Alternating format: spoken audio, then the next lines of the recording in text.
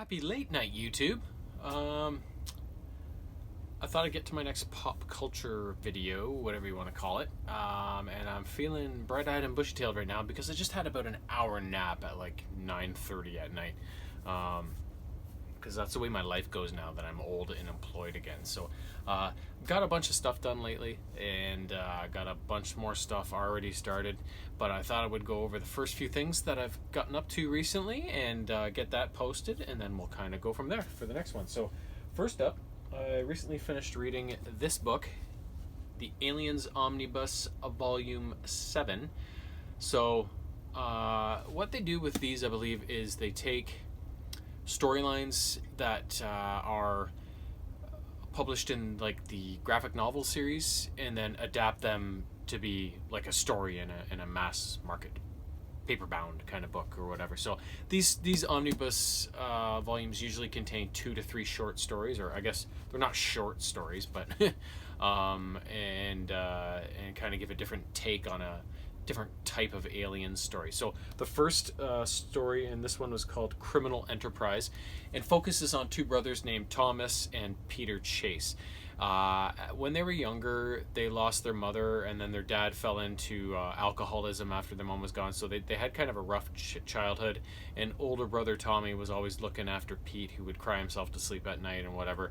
As they got older, Pete had trouble adjusting still, always got in with the wrong element, and he's gone and done it this time, and Tommy has had to come in and bail him out. And the latest thing that Pete has been up to is he's fallen in with kind of a drug gang, and Tommy has agreed to pilot. He's a professional pilot.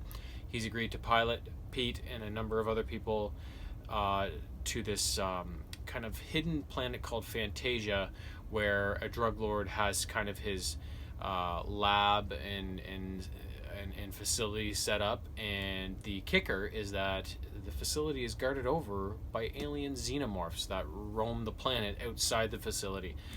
So if anybody does come a knocking, they're going to get eaten, right? So Tommy and Pete fly to the facility. They bring everybody with them. They set down okay. Tommy just wants to lay low, not associate with these thugs and criminals and whatever, and just put in their couple days that they have to, and then get the hell off and get this debt settled and be cool. Pete, on the other hand, is falling in with these people and wants to be liked and whatever. Pete's being Pete, right? The kicker is that there's 2 other elements out there that want to get into this facility and take it over.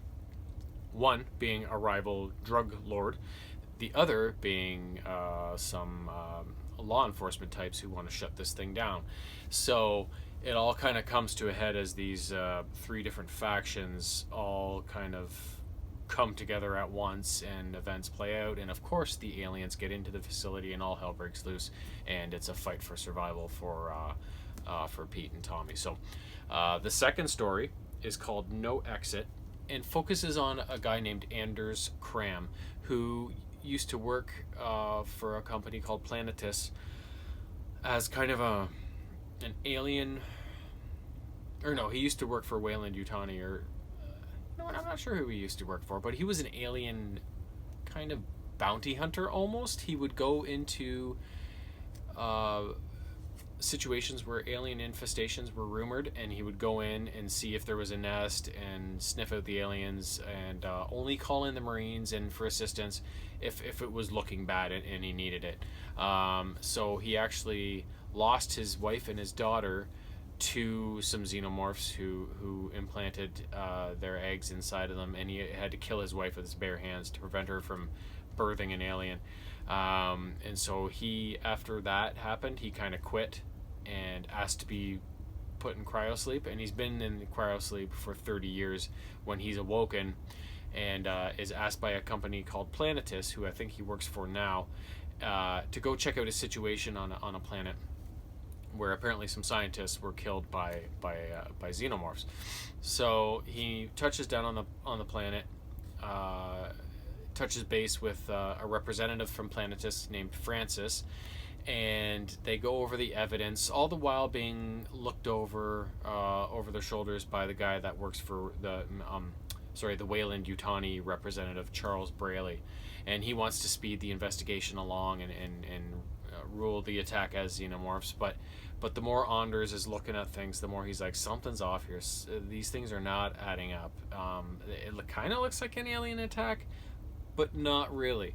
So, but Francis warns him to be quiet and be careful, because this Braley guy works for Weyland-Yutani and he's batshit crazy. So, over time, they figure out what's going on, and soon they have not only an alien problem to deal with, but a Weyland-Yutani problem to deal with, which leads them on this grand adventure to another planet, where Anders has a bit of a homecoming and has to revisit the scene of his family's death and move past that and try and save himself and Francis and their allies, and take Charles Braley down if they can. So, two really good stories. I really enjoyed both of them. I mean, I always enjoy these stories, but these ones are really cool takes. They're always a little bit different.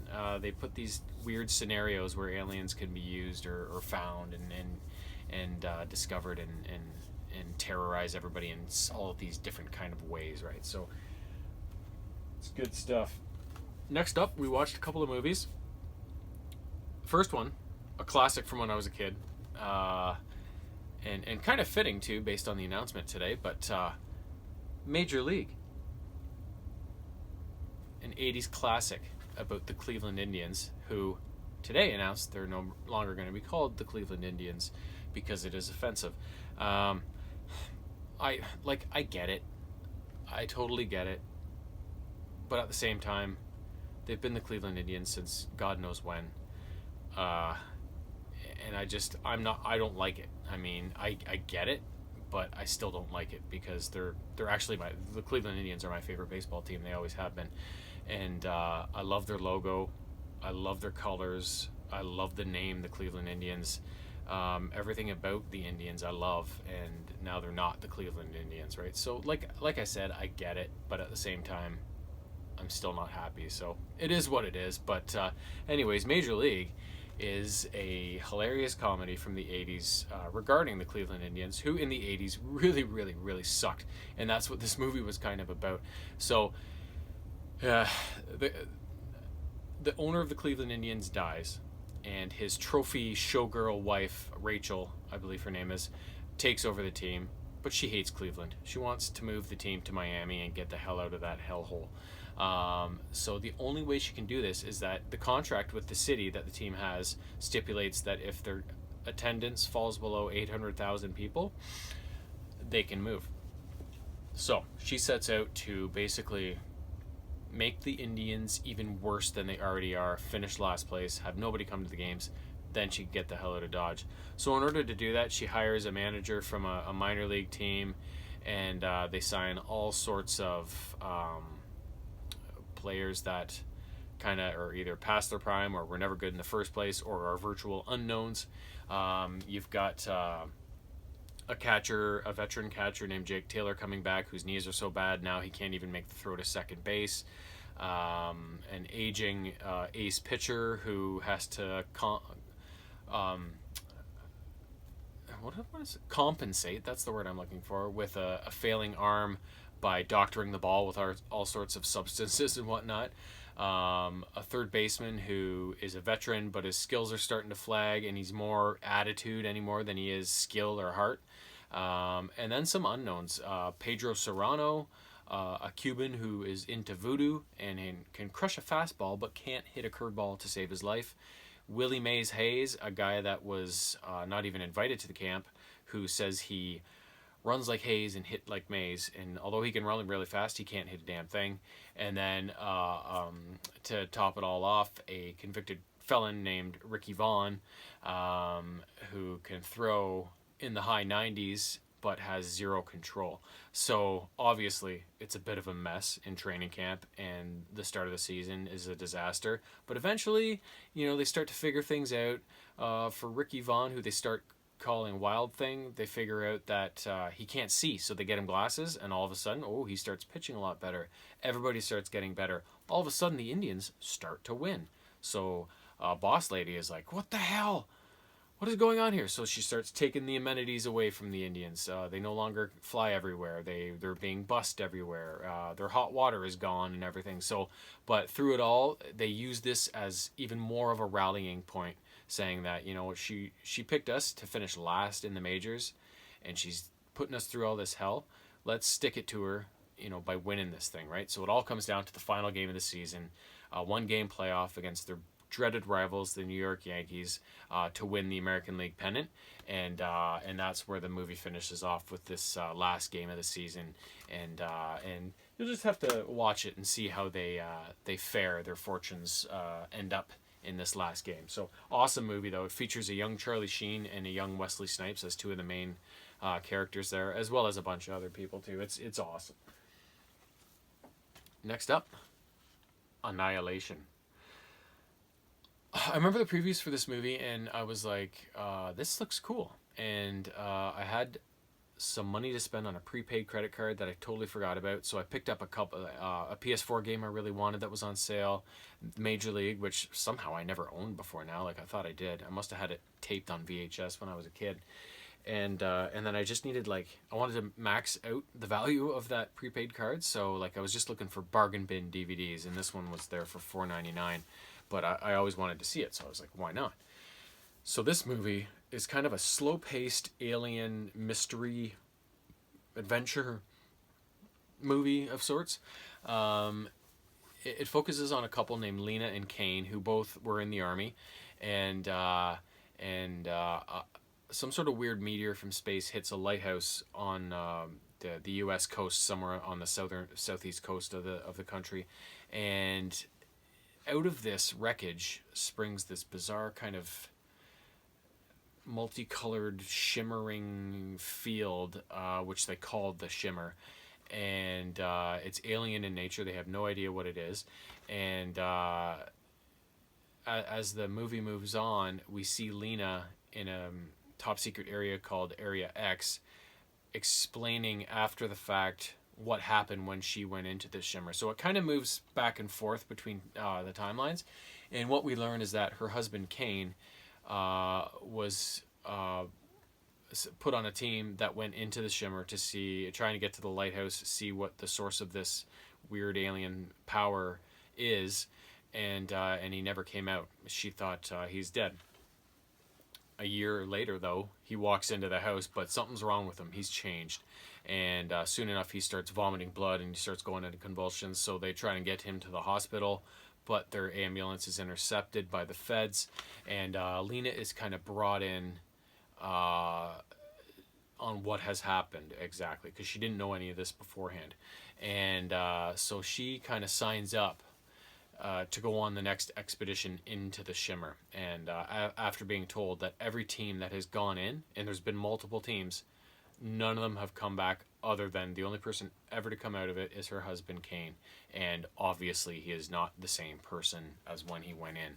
So she and three other girls, Josie, Cassie, and somebody else, along with the kind of leader of this little group, commanding officer by the last name of Ventress, the five of them go into the Shimmer, and as they move along, they notice all sorts of weird stuff, mutations in plant life, in animal life, and it's dangerous, and time doesn't move the same there. Everything is kind of weird inside there, and as they kind of move along, they start to lose, person by person as they get closer to the lighthouse, and eventually Lena is the only one left.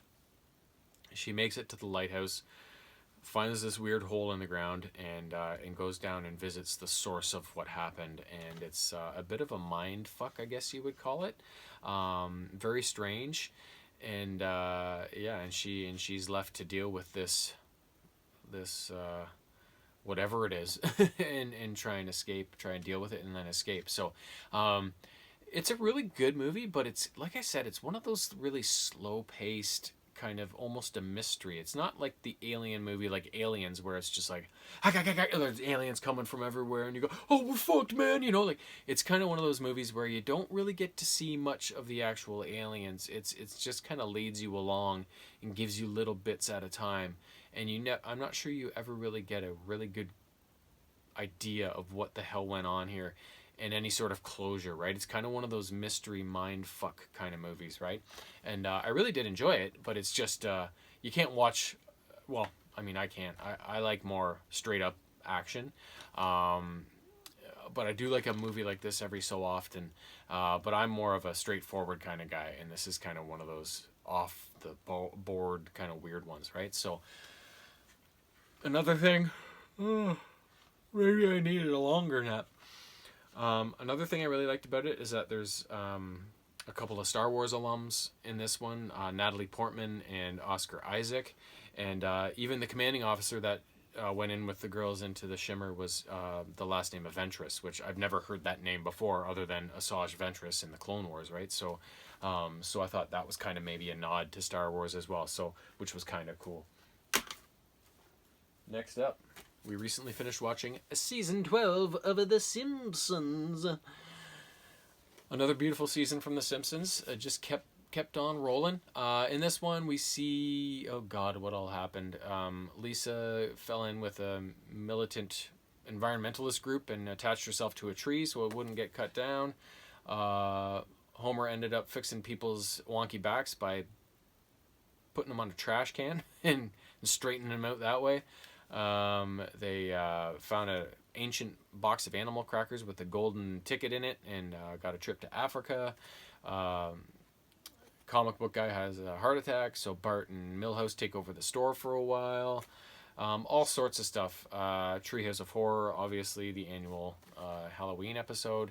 A couple of the ones that really stand out as ones I remember when I was when they first aired when the season was current was the one where there's a snowstorm and all the kids get trapped in the school because Skinner doesn't cancel school for the day. It's the only school that's running, right? And they get snowed in, and the kids kind of, Skinner tries to control them through his army techniques, but they all take over in the school, and it becomes kind of a Lord of the Flies inside the school during a snowstorm, right? And Homer has to come and rescue them in Flanders' vehicle, which he totally wrecks along the way. So that's one that stands out as a classic to me. And as well as the one where, who is it? Bart, Milhouse, Ralph, Nelson, and who's the other kid? Anyways, it doesn't matter. A music producer recruits them as the next hot boy band, right? And but it's all a scheme, a subliminal message scheme to recruit people to the Navy. And NSYNC guest stars in the episode, and they're really funny. So that's one that really stands out as well. So those are the couple. But Simpsons, I always heard. I kind of watched them for a long, long time, and then as I got older, I kind of fell out of touch because it was a new episode every Sunday, and I was always busy on Sunday nights or whatever, and I kind of fell off, so I always heard that people thought as the show got older and older, it kind of went towards too many musical episodes and stuff like that, and it just kind of fell away from what made it so good in the first place. So I'm interested to see as I get further into it, if I notice that or if it bothers me. And kind of what I think of the show as it gets older. But so far, season 12 is every bit as good as, all the other seasons that came before. It still seems to me like classic Simpsons timeline, right? So everything's good in season 12. Next up, finish this game, Sonic Forces for the PS4. This game takes place after Sonic Mania, and before that maybe Sonic Generations, where I reviewed that a while back, where classic Sonic and more modern Sonic work together to save things there. So this is kind of the same thing in a way. The story is that Dr. Eggman confronts Sonic again, and Sonic's beating him down and stuff, but then Dr. Eggman reveals this new ally named Infinite, I believe his name is, and he really lays a beating on Sonic and kind of beats him down, and then Dr. Eggman keeps Sonic captive in this Death Egg device, which looks like kind of a Death Star, and kind of the land falls into despair after that as Dr. Eggman takes over, and Sonic is out of the picture now, but Knuckles and everybody, all their allies, start this resistance group. and classic Sonic joins it. So we've got the old school platforming Sonic in the mix, and the kind of new feature into this game is that one of the allies joining this team is actually a new character that you kind of play from the perspective of in the game. You play with Sonic throughout the game, but you also play as this new character, which is a created character that you can make out of a number of options within the game, and that kind of becomes your guy.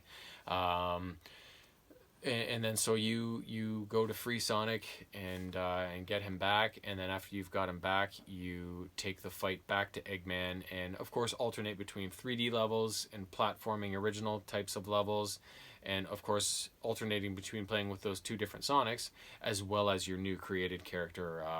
It could just kind of cycles through a different mix depending on the level you're on, and yeah. So then your quest is just to hunt down Eggman and defeat Infinite and all of their allies and save the day once again. So simple as that. Really good game. I really enjoyed it. It was very similar to Generations, just a different packaged in a different way, alternating between 3D style levels and side-scrolling platform type levels. Sometimes a bit of both in each level, but otherwise just the same sort of thing. Really well executed, looks great. I thought the controls in this game were better than in Generations, so it looks like they're making that better as it goes along. So that's really good, because I did find with some of the 3D Sonic games anymore, the controls can just be a little wonky, and it just throws the whole experience off, right?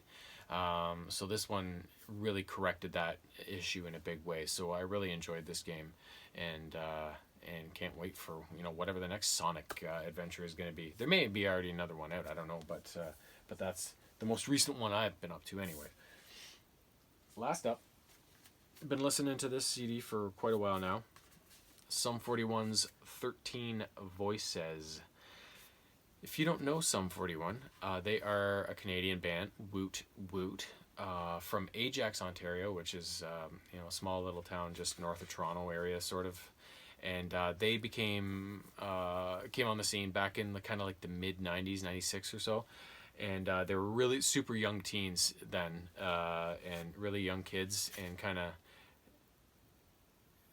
they didn't take the world by storm, obviously, but they were really well known around these parts as being this really cool band, and especially for being so young, right? And this is actually they call it their 6th studio album, but it's actually their 7th, because for some reason they're not counting their very first record, which was an EP, but it's probably one of their very best ones, so I don't know why they don't count it. I don't understand EPs versus LPs and all that shit. But anyways, I consider it their 7th. It's officially noted as their 6th.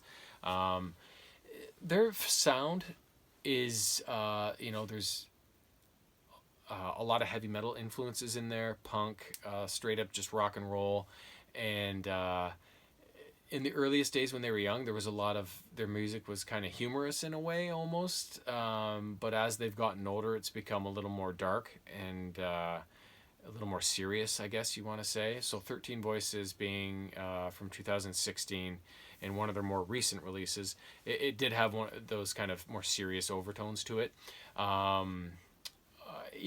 They deal with the same thing that a lot of bands deal with, personal relationships and the breakdown of choices you make in life and dealing with the consequences and all that sort of thing. So it's a really good album. The more I listened to it, the better it got.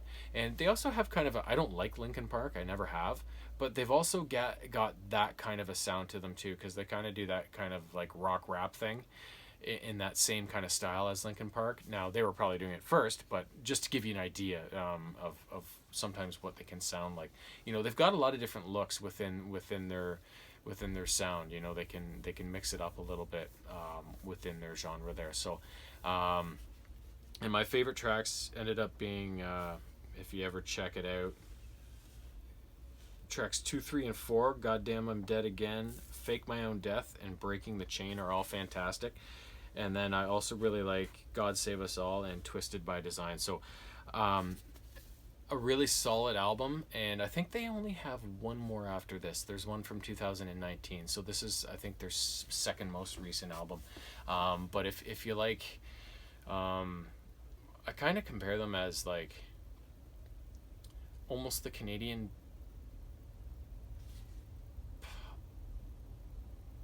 Blink 182 mixed with Green Day, mixed with a little bit of Linkin Park, that sort of thing. Just to kind of give you an idea, but they're entirely original and entirely Canadian and entirely awesome. They've gone through a couple of lineup changes over the years, but mostly the band is still mostly the same guys that started for the most part. I think like a good core of three, I think, of them. I think. But either way, if you like rock and roll, punk, heavy metal, that sort of thing, there's no reason you shouldn't like Sum 41 and enjoy all their albums. So, anyways, that's it for now. I'm already working on new stuff that I've got another pile started, but I thought I would cut it at this because that's too much already. So, until the next one, have a great week. Have a great Christmas.